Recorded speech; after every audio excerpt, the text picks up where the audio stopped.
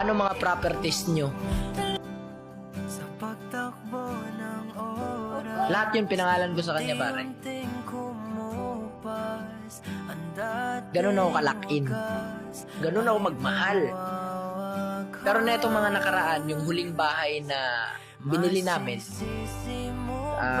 ipapangalan ko dapat sa kanya ulit. Pero sabi kasi ng abogado, pangalan na lang daw namin dalawa para sa mga bata talaga. Sabi ko, sige. Ganun ako, guys. Tapos sasabihan nyo ako, nag-cheat ako. Siyakin ko lahat. Diba? Tando.